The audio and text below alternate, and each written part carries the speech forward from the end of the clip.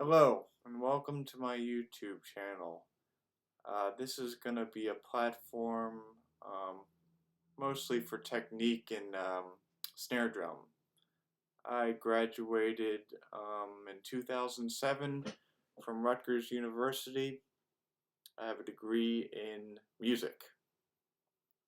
I spent about 5 years teaching different marching bands down in Pennsylvania, and then I moved to Maine. So this video is going to talk about a particular exercise my student is having some problems with, and we're just going to go over the basic idea of a flam and also its applications, and finally the way you play this exercise. So the flam, it's spelled F-L-A-M, and it's a little bit different than a singular stroke in that it has a little bit more mustard, a little bit more gusto, has that extra something. The way you play a flam, I learned from my professors, was you have a grace note and then a principal stroke. I'm not sure that's exactly what they called it, but that's what I call it now. Alright? So the grace note precedes the singular stroke, and the singular stroke happens on the beat. So this is 100 or 99. Now it's 100. So I'm just going to play some singular strokes with my left hand.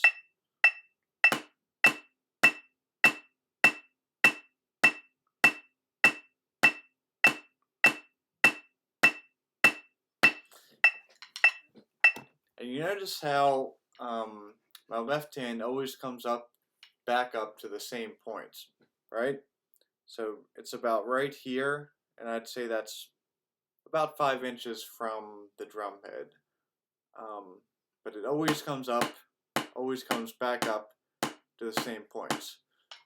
Now my grace note hand, and I'm playing left flams, left quarter note flams, is always going to be down about half an inch from the drum head, as close as you can get it, alright? Because you have to just slip it in right before the principal stroke, alright? So now I'll play some flams. I'll explain a bit more afterwards.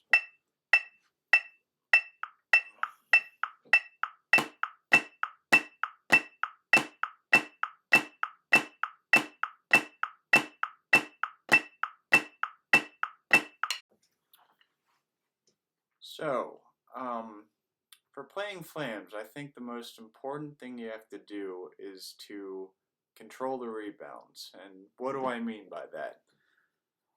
So when I just drop the stick, and I mean just drop it, I'm not bringing it back up with any amount of wrist movement. I don't feel anything in my wrist. It comes back up pretty naturally. Now I'm probably supporting it a little bit with my fingers, and probably my wrist has something to do with it, but I'm not actively trying to do it. The rebound for the downstroke actually means putting it right here. So you want to create a little bit of tension in your wrist and make it so when the stick is coming back up, it just stops right there. And like I said, I like to be about, half an inch to 3/4 of an inch above the batter head of the drum. Now, to get to the exercise that my student is having trouble with,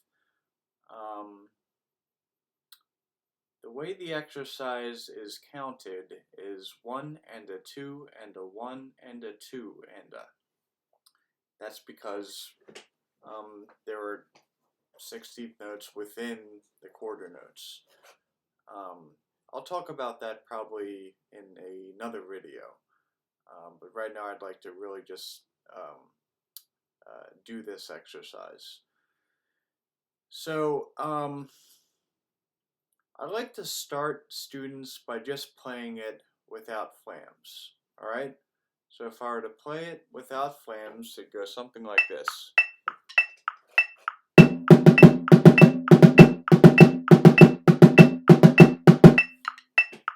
Just so they can get an idea of the way the exercise sounds to them, sounds to their mind, right? It's kind of a mind wrist type experience. All right. Now I'm going to slow it way down.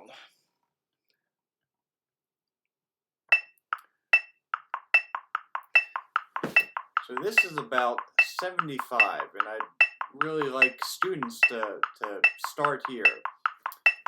It's important to get the basics before you try to create any amount of speed. All right.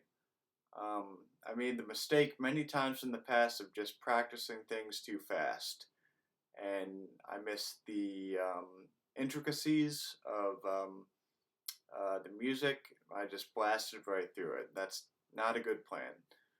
Okay, so let's just take the first beat of this exercise. So right flam on the 8th note. That is an 8th note because of the tie, and then 2 16th notes. Now on the second 16th note on the right hand, that should prepare you for the left flam on the second beat of the first bar. So I'll do it very slowly. So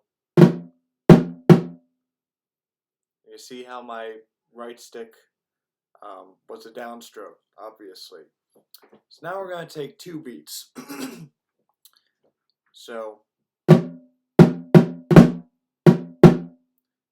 and for the left hand on the tua of the first bar, that was the downstroke also. So,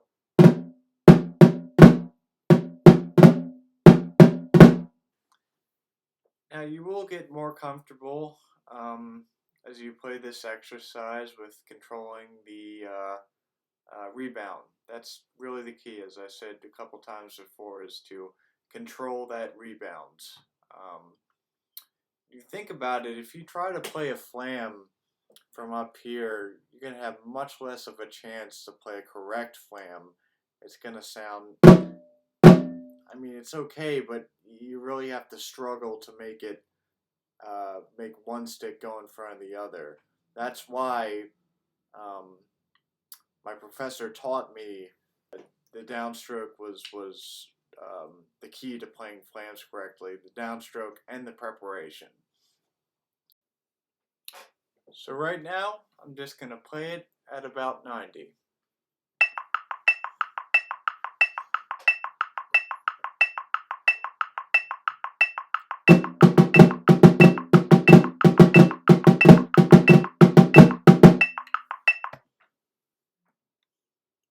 So to wrap this video up, I think flams are an integral part to playing snare drum.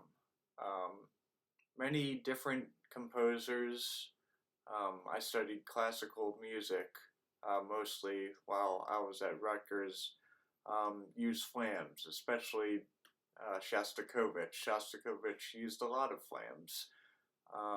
That was to provide a little more meat to the part, a little more something extra. I hope this video has been helpful, and I'll see you next time.